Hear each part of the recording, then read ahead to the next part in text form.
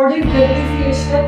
So it's the systematic allocation of cost of tangible assets like machinery. So it's a reduction in cost of the value of the tangible asset. जब हम जैसे जैसे हम asset को use करते रहते हैं उसमें एक गिरावट आती है, उसकी वैल्यू में एक रिडक्शन आता है, that is known as the depreciation.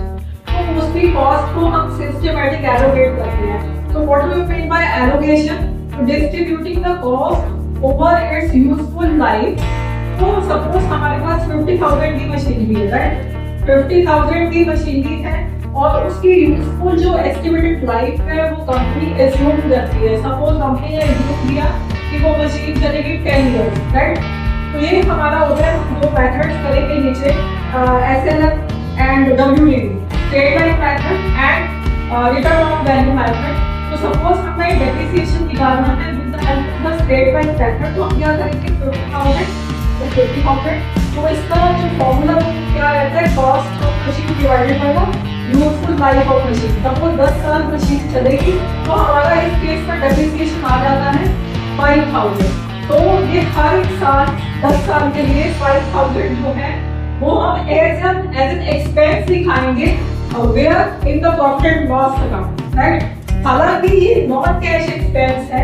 मतलब नॉन कैश एक्सपेंस क्यों है? क्योंकि हमें किसी को ये देना नहीं है.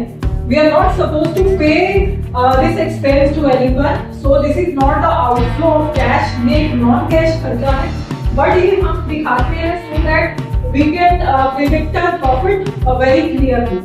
तो depreciation क्या है और क्या करता है? It reduces the book value of the asset in the balance sheet. तो बैलेंस शीट में जो हम मशीनरी की वैल्यू दिखाएंगे, suppose this is our balance sheet. Balance sheet में मशीनरी की जो वैल्यू है हम दिखाएंगे 50,000 less depreciation of that year 5,000. तो नेट वैल्यू जो है 45,000 की वो हम दिखाएंगे बैलेंस शीट में बुक वैल्यू, राइट? नेक्स्ट से depreciation can be charge asset directly, या तो दो मेथड और डेप्रिसिएशन को चार्ज करने के या असेट अकाउंट को डायरेक्टली चार्ज करेंगे, जिसकी गवर्नमेंट क्या कहती है? Depreciation account debit to machinery account. तो ये हमने क्यों किया? बिकॉज डेप्रिसिएशन क्या इज आवर एक्सपेंस. तो as we know according to the rule of debit and credit we always debit our expenses. तो हमने डेप्रिसिएशन को डेबिट किया.